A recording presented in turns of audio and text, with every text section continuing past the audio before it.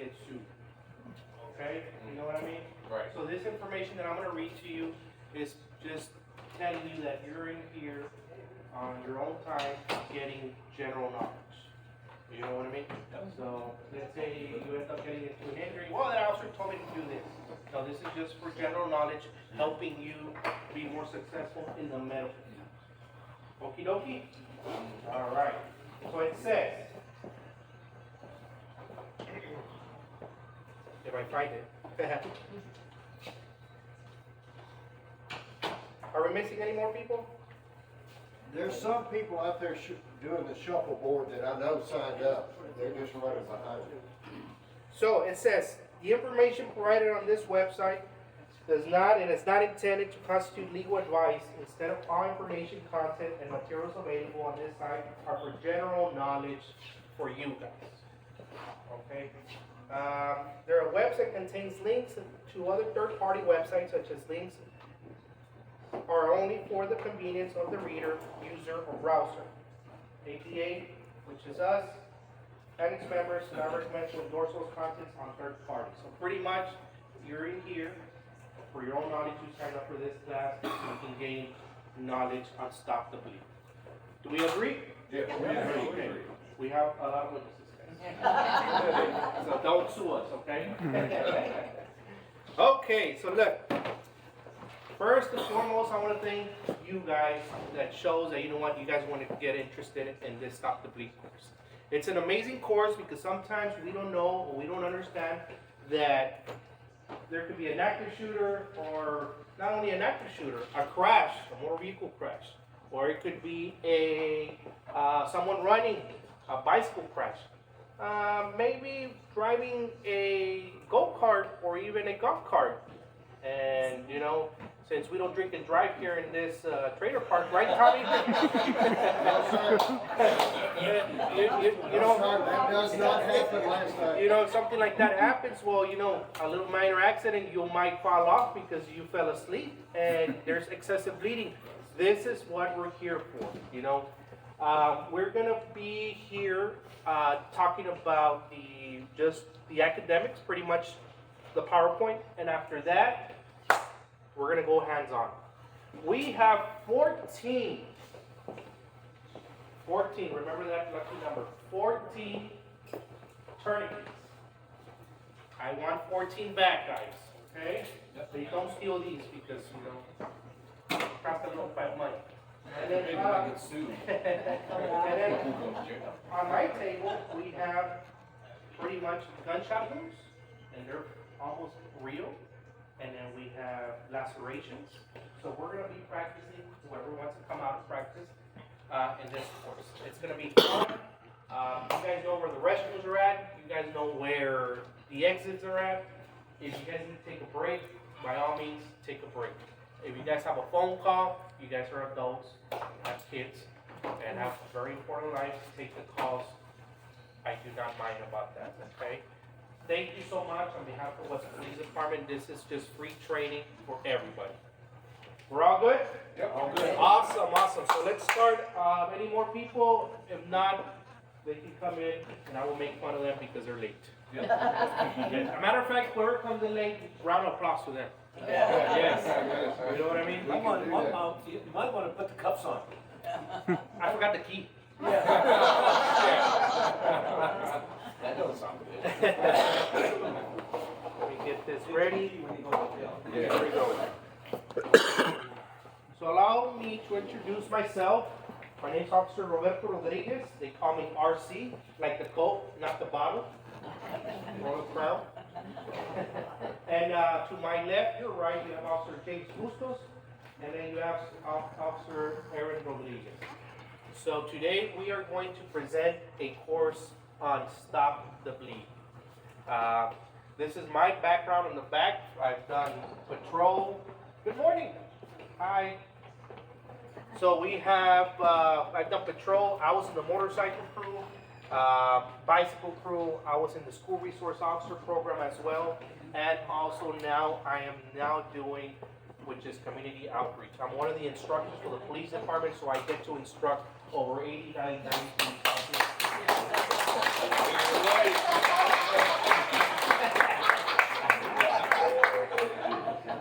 the good thing I get to install, this is Officer Caraveo, guys. He's early. So Officer Caraveo, he is my partner in crime, so he also covers Stop the Bleed, so he's going to be helping me out. So pretty much he's going to go over the anatomy of tourniquets, and he's a good guy. So thank you for applying to him. Yes.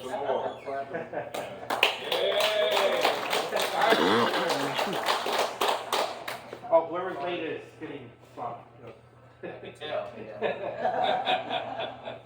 So Officer Caraveo, you want to introduce? I appreciate that. You want to introduce yourself before we start? Hello, good morning. Morning. Like you said, my name is Eddie Caraveo. I am one of the instructors for the Weslaco Police Department.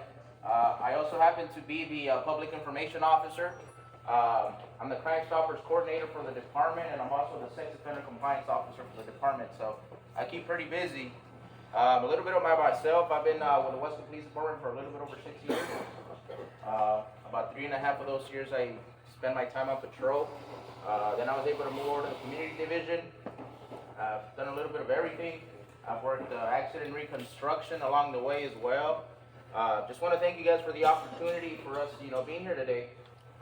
We feel that this is one of those presentations that it's out there, but a lot of the times people don't want to acknowledge the fact that this is something that could happen, right? We always go by the saying that we'd rather have something and not need it than need it and not have it, right? And that's what we're teaching you guys today, right? Just to give you guys a little bit of knowledge of things that can happen, and if it does happen, give you guys the tools to be able to know what to do, what actions you guys got to take, because quite frankly, in these type of situations, knowing and not knowing can mean the difference between life and death, right? Saving yourself, saving somebody else, or not knowing what to do, and that person could be gone like that, right? So that's what we're going to be talking about here today. I just want you guys to know that we're here for you guys, right? Meaning, if at any point during this presentation, you guys want us to clarify something, you guys want to know something a little bit more in depth, by all means, raise your hand and ask. That's what we're here for, okay? We're not just here to talk and have you guys listen. We want you guys to participate, be active, and ask questions. Because at the end of the day, if you all learn something today, if we can implement a little bit of knowledge to you guys, they started it, and then we've done our job, okay? So again, thank you guys so much for your time, and again, ask, please ask. If there's anything you guys want to know about, please ask. Thank you guys. Thank you, Officer.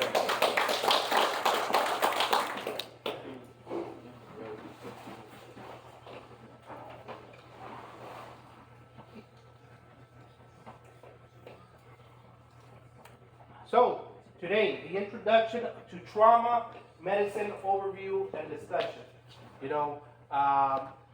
No matter what happens, we get a call, we're the first ones on scene. Is that true, or is that false? False, because in reality, who are the first ones on scene? The people around. The people around are the ones who are going to call 911. The people around are the ones experiencing that crisis. The guy has a lot of blood coming out. The girl just went to an accident. I don't know what to do. Can you save the life right there? That's the question to ask yourself. What do I know about medicine? What do I know about blood loss? Okay, so we're going to go over on the tools of trauma to stop the bleed. And as it says here in this slide, pretty much a person who's bleeding can die from blood loss within 5 minutes. Therefore, it is important to quickly stop the blood loss. Those nearest to someone with a life-threatening injuries are best positioned to provide first care, which I just talked about. You guys are the first ones to be there. So, I'm going to ask you a question. What do you think is the standard response time for medical emergency when 911 is called? Minutes. Raise your hand. How many minutes? Oh, I saw the paperwork. 10 minutes. 10 minutes. 7 minutes? 5 minutes? 7 minutes. 7 minutes. Okay. Yeah. Awesome. 12 minutes. 12 minutes. All right. I have a chart right here. A lot of people say between 5 to 7 minutes. That's what they put out there, but in reality, EMS times on behalf of Los Angeles Fire Department, the stats, 6 minutes and 36 seconds for fire department to get there. 8 minutes and 56 seconds for EMS to get there. So about 9 minutes. 9 minutes. What did the slide before said? You can lose your life in 5 minutes if we don't get to it. Guess what? City of Weslaco Police Department, something very tragic happened. Guess how many minutes we're in there? We're gonna get there. We're pretty fast. We get there in 3 minutes, guys. 3 minutes.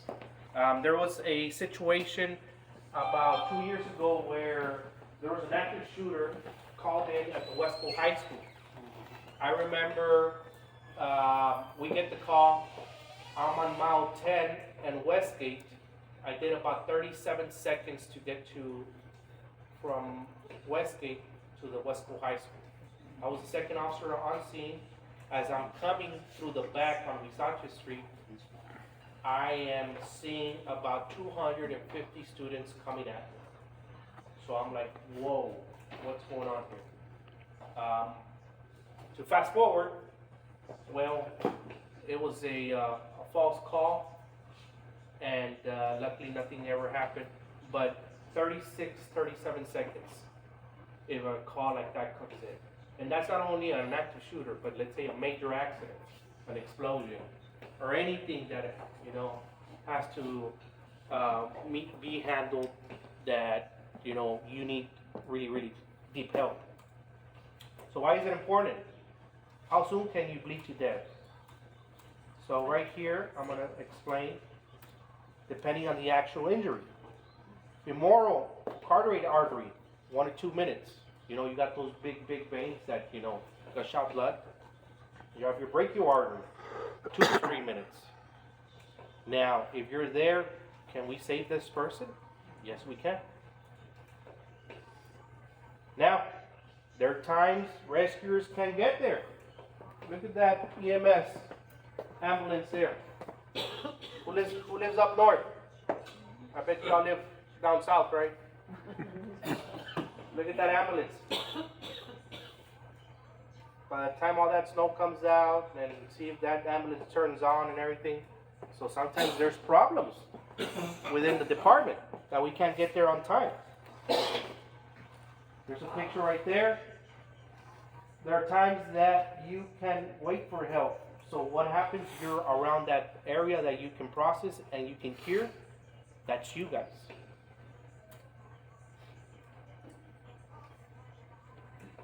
There's a bunch of ambulances around taking care of other people. So they're trying to take care of, someone here, someone down over there. By the time they get to you, guess what? What happens? 2-3 minutes is already gone, but you're right next to that patient that you can help out. Number 1, leading cause of death of ages 1 to 45. Economic impact of trauma in the U.S. 20% of traumatic deaths is preventable. 30K potential lives saved each year by first care. So 30,000 people are getting saved because you're there helping this person, stopping that bleeding coming out of his body. So we have this race which we're going to go over and we're going to be talking about. So starting with the C, care and bath. Control bleeding and bleeding with direct pressure on a tourniquet. Who in here knows what a tourniquet is? Raise your hand. Awesome, man. That's good information. That's good. Now raise your hand if you have a tourniquet. At home. You have one at home. Awesome. Okay. We're going to go over that. Airway.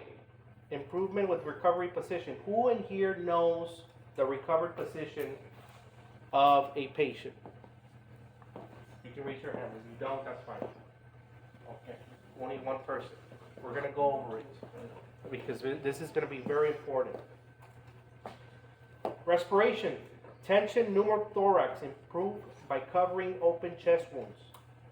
And exposure to hypothermia. Hypothermia, who knows what hypothermia is? Awesome. So when we're losing blood, guess what happens to our temperature? It starts dropping.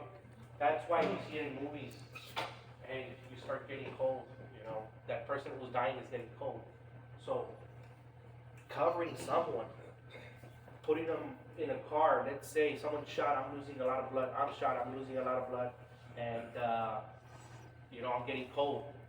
We are trained, because we've taken courses, that, hey, we gotta take you to the hospital, you're losing a lot of blood, you're getting cold, crank up that heater in the car so he can get, you know, warm. So that is very important. Look at that sign. If he's getting cold, that person getting cold, cover that person, because that could lead to, you know, death. So tourniquets.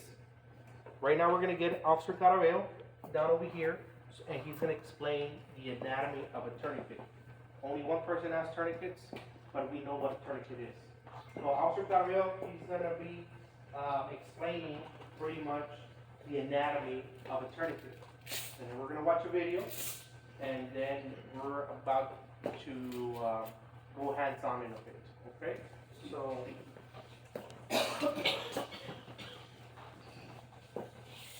Alrighty. So before we start going over the tourniquet, I know some of you raised your hands when he asked if you guys knew what a tourniquet is. Now, does anybody know what the purpose of a tourniquet is? Stop the bleeding. Absolutely. Can anybody tell me when a tourniquet was first used? Known to history. World War II? Tommy, can we turn on these lights or? So, a tourniquet was actually used, not the exact same concept, right? But a tourniquet was actually first used by the French military in 1674, right? By one of the surgeons, all right? Obviously, it was a completely different mechanism, but it served the same purpose. So you guys are absolutely right. So a tourniquet is meant to save lives, basically, right? And how do we save lives? By stopping the bleeding.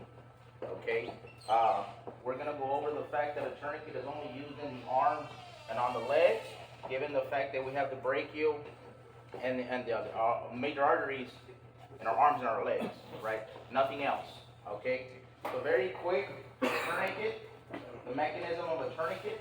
As y'all can see right here, this is what we refer to as a buckle. Okay, we have a windlass. We have a windlass clamp, which is where you place the windlass on. We have a timestamp. So the purpose of this timestamp is for you to know what time that tourniquet was placed. Okay, us as law enforcement officers, we don't use this because we log down the time with our dispatch. Okay, now question, who can tell me how long the tourniquet can be kept on a person before it starts causing maybe any type of injuries or anything like that? Anybody? As long as you can. I'm sorry? As long as you can. As long as you can, absolutely. Okay? So something very important to remember is that once this tourniquet goes on, it doesn't come off. Okay? Doctors will take care of that once that person gets to the hospital. All right? It's been proven in the military that these tourniquets can be placed from one day to the next and it's not going to cause any damage. Okay? So again, it's very important that once this tourniquet goes on, it doesn't come off. Now, to continue with the mechanism, we have a strap. Within this strap, we have a constricting strap through the inside, okay, which is the one that's constricting in the artery once we start turning that windlass, okay? And right here is just a red tip, basically to be able to determine the end of the tourniquet, okay? Do you want to go over, or are you going to play the place? Yeah, let me play the video. Okay. So he's going to play a video for you guys, and then we'll go over how the placement of a tourniquet on yourself and somebody else.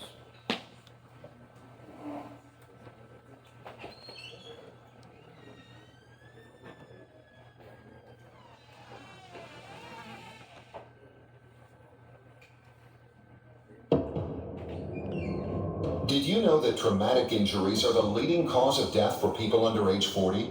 and that some of these deaths are preventable? Blood loss is responsible for 35% of pre-hospital deaths. And during mass casualty events such as shootings, 80% of victims are delivered to hospitals by someone other than a trained ambulance crew. Severe bleeding can lead to death in 5 minutes or less. Many people perish before an ambulance can arrive. But it doesn't have to be this way. It's time to stop the bleed. And you can be part of it.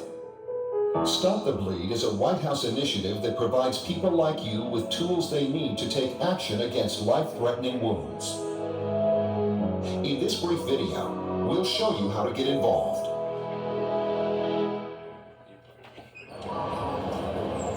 Everything was so normal. We were just going about our day, minding our business. But then there was this noise, like a loud pop. People were running and screaming, and then I saw people just lying on the ground, bleeding. What if this happened to you? Would you know what to do? Here are some initial pointers. Act quickly. What you do in the first few minutes is critical. Evaluate your safety. Is it safe for you to remain where you are? If not, evacuate the area. Tell someone to call 911. Apply pressure. Pressure is what stops bleeding. Let's explore the concept of pressure more. There are two basic kinds of pressure: direct pressure and pressure applied via a tourniquet.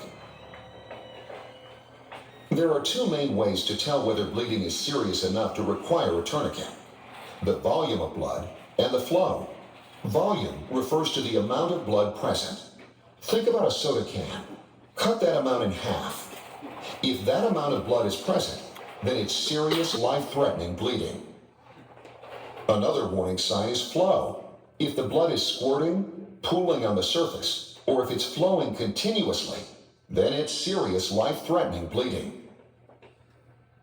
In a real-life scenario, you'd evaluate the volume and flow of blood to help you make decisions. This person's arm is injured, but it looks like neither the volume nor the flow of blood indicates we need a tourniquet. We need direct pressure instead. You, call 911. This person's injuries are more severe. There's more blood than half a soda can, and it's flowing really fast. That means I need to use a tourniquet to apply pressure. So you've decided you need a tourniquet. What next? You need to find or make one. Two basic types of tourniquets are out there: commercial and makeshift. Commercial tourniquets are the most effective. If you're in a public facility, you may be able to find one in a bleeding control kit, often found near an AED display. If that's not an option, apply strong pressure with your hands, or use available materials like a t-shirt or towel. Tourniquets are used for severe bleeding on arms and legs, not other parts of the body. The key idea is only the limbs. Apply direct pressure to stop bleeding on other parts of the body. In this video, we'll focus on pressure applied via a commercial tourniquet. Place the tourniquet 2 to 3 inches above the wound. Be careful to place it above the injury, not directly on top of it. Then, simply pull, twist, and clip. Pull the free end of the Velcro strap, thread it through the buckle, and securely fasten it back onto itself. Twist the rod until the bleeding stops, or until you can't twist anymore. Note that this step will be painful for the injured person. Be persistent. Be sure that the bleeding stops. Clip the rod with the small Velcro strap, securing it so that it doesn't untwist. If bleeding continues and you've tightened the tourniquet as much as you can apply a second tourniquet above the first, closer to the torso. Although applying the tourniquet is simple, watch out for these common mistakes. Mistake number 1, not knowing when to apply a tourniquet. Tourniquets aren't appropriate for all injuries. Don't use it for a minor injury or on the trunk of the body. But for life-threatening bleeding on the arms and legs, don't be afraid to use a tourniquet. Mistake number 2, not tightening the tourniquet enough to stop bleeding.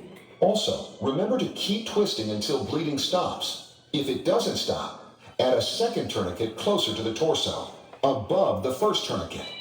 Mistake number 3, placing the tourniquet directly on top of the wound.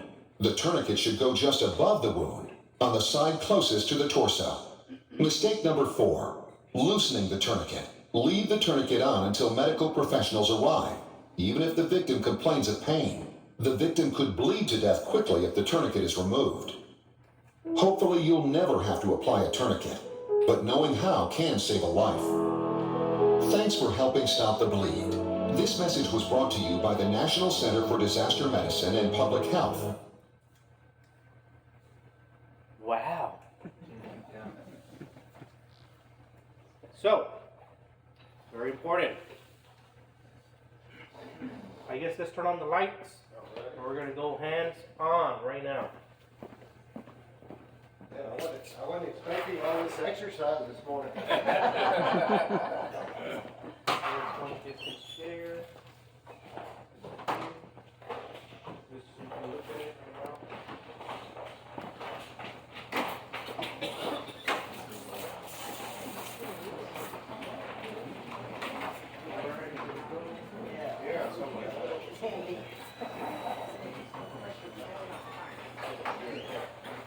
So,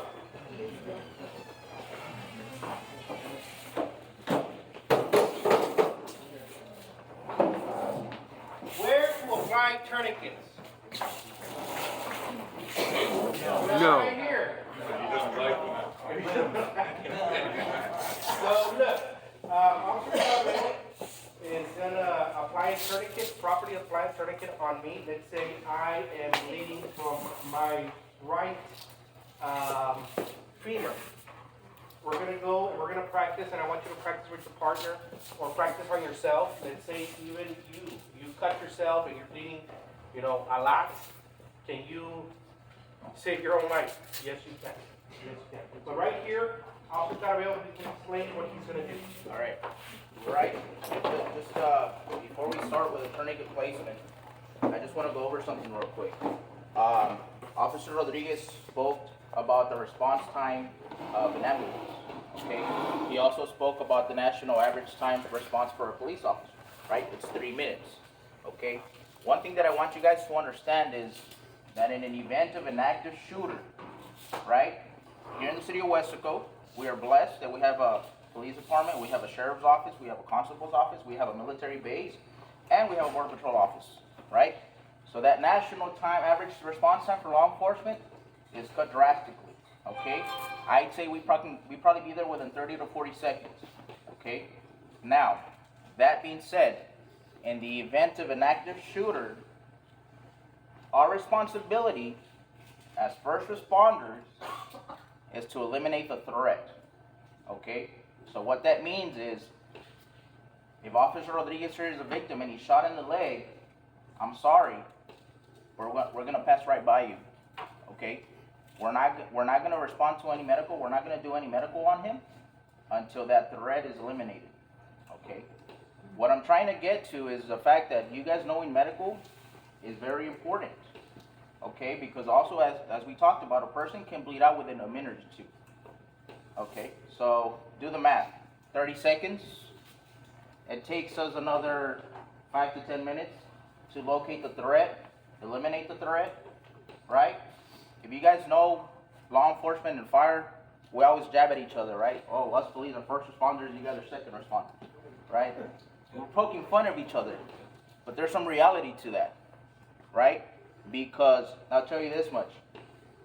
If for whatever reason, never happened, but if for whatever reason fire and EMS get here before we do, they ain't coming in. They're gonna be 2-3 blocks down the street. Why? Because they're gonna wait for us to get here, eliminate the threat, secure the scene, and they're gonna wait for us to radio them, hey, the scene is clear, you can now come in. Okay? We're talking about 10, 15, 20 minutes, maybe, on a good day. Okay? To 1 or 2 minutes that a person can bleed out. So it's very important for you guys to know that it's very important for you guys to be able to take care of yourselves, take care of the people next to you. All right, so that's really the purpose behind this. So something very important when placing a tourniquet. Okay, earlier we talked about the red tip. All right, it's very important to have these, to be familiar with them, and practicing. with it. It's very simple to use, but it takes practice. Okay, one thing that we like to teach is that the tip of the red tip is always inwards towards your chest, whether you're placing it on this hand or you're placing it on this hand. Okay, reason being is, if for instance one day you have to place a tourniquet on your own, it's so much easier to pull inward. Okay, keep in mind that that first pull is very, very important, because there has been cases where that tourniquet is not pulled correctly the first time. Does not matter how many times you turn that windlass, it's not going to do its job. Okay, and in a matter of a life situation where your adrenaline is over the roof, your anxiety, everything, you're going to forget. So it's better to practice this way, because that's a mechanism of the body. If we have the red tip outwards,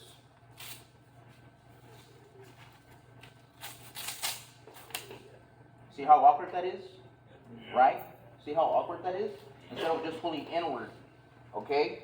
And in a live event, we don't want you to be asking yourself, well, am I applying the tourniquet to myself or to somebody else? Am I going to have the red tip in, or am I going to have the red tip out? How do I practice? Right? Very important. Keep it in all the time.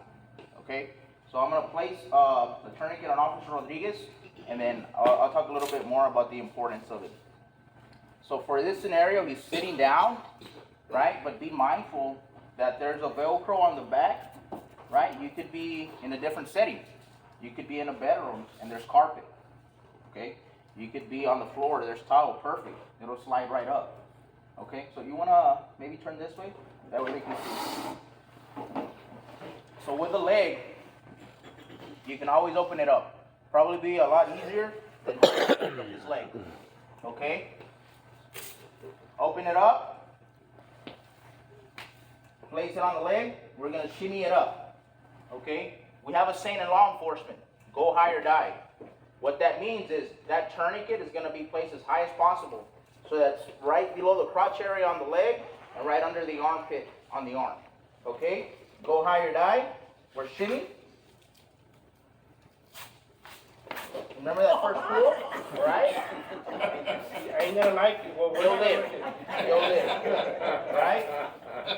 We're going to bring that strap around and we're going to start turning that windlass. All right? Can somebody tell me how many times we turn that windlass? Until the bleeding stops. Right? Be mindful of, you know, the mass of the limb. Some of us have bigger legs, bigger arms than other people. Some of us might take 2 or 3. Some of them might take 10 or 11. Okay? So until the bleeding stops, you start turning that windlass.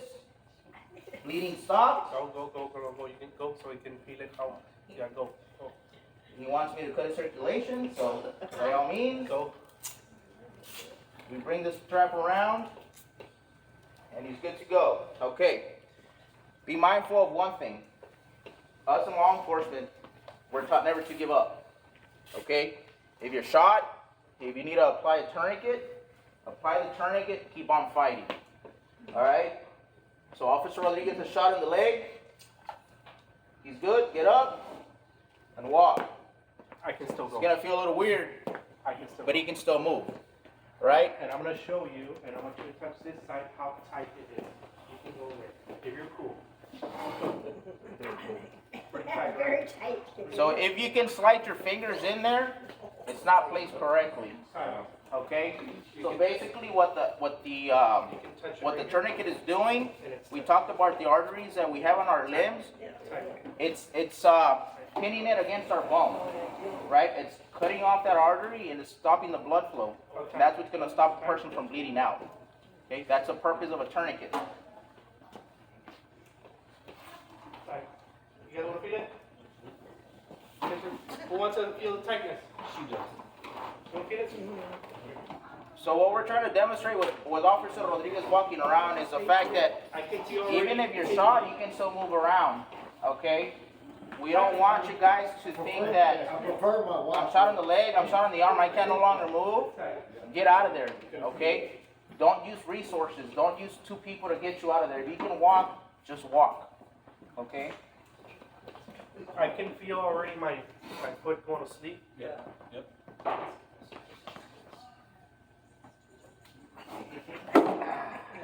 There you go.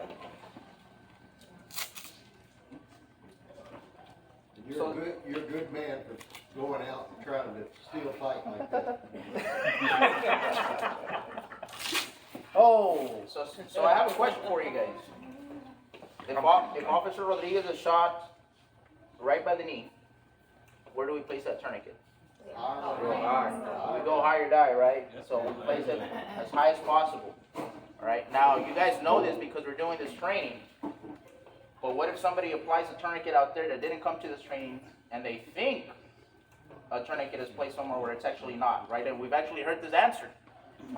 Especially when we go to the schools, for some reason the school nurses tell the administration to place it 2 to 3 inches above the injury. They should probably place it around here. Is that correct? No, it's not.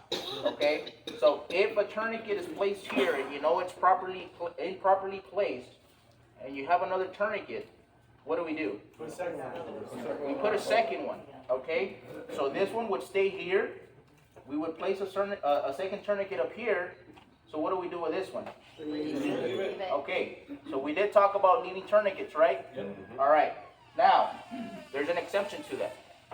If there's a tourniquet that's properly placed higher than the first one, what we want to do is we want to eliminate the gap. Meaning that we want the tourniquets to be right next to each other. So since that tourniquet is not properly placed on top, there's no blood flow going back up. So we can now move the second tourniquet that was improperly placed, move it up and put it next to the other one. That's the only exception, okay? The reason why we don't move tourniquets is because it's stopping the blood flow. If you remove that tourniquet, that blood flows back up to the body, and it can cause a cardiac arrest. Right? That's the reason why we don't move it. But that's the only exception. Okay? Now, real quick. The tourniquet application to the arm is very similar to the leg. Right? Remember? Red tip, in. Now, can somebody tell me, if you're self-applying a tourniquet, how long you have to put it on? How long you have to put it on? So you've been shot in the arm. How long do you have to self-apply a tourniquet? You're by yourself. There's nobody around. 3 to 5 minutes? 1 to 2 minutes. Seconds, because you can 1 to 2 minutes. You Seconds, right? So yes, 1 or 2 minutes we bleed out. It is recommended if you're self-applying a tourniquet that you apply it within the first 20 seconds. Okay? Reason being is that you're losing blood, therefore you're losing your senses, your sight, your hearing, your feeling. So what does that mean? If you wait more than those 20 seconds, you're risking putting a tourniquet the way it shouldn't be placed, and it's not going to do its job. Okay? And that's where practice comes in. Again, it's very simple, but it does take practice. Right? You get shot, you get it out, you place it in, first 20, 25 seconds maybe, and you're good to go. Okay? Because anything after that, again, you're risking an infected. Okay? let's practice with them. Sure. They have, I got a question. What if you got 2 of those on and the bleeding still hasn't stopped? Then what do you do? At that point, I probably just recommend adding pressure. Okay. This is one tool, but it's not the tool. Okay. Because like you said, it could be that it doesn't stop. So what do we do? Go to the next. Go to the next thing. What do you have? Gauze. Right. Start adding pressure. You start wrapping it up. Trying to add that pressure. Okay. Has it happened? Not to me personally. I don't know if it's happened to Officer Rodriguez. So I've actually had to apply a tourniquet on victims 3 times, right? And all 3 times have been successful. Okay. Like they talked about, be cautious about the injury. One of the victims that I applied a tourniquet to had been shot during an aggravated robbery. He was shot in the inner leg. I could see the bullet hole, but I could not see too much blood. Right? At that point in time, I still made the decision to apply a tourniquet, rather be safe than sorry. Okay? I've also seen victims that you'll see that squirting sensation. Right? Imagine you know, having a water hose, putting your thumb on it, you just start squirting out. It's just blood. Okay? So it varies on a case-to-case basis. But having options is always good. Is there any ever chance of loss of a limb due to a tourniquet driver's plates are too long?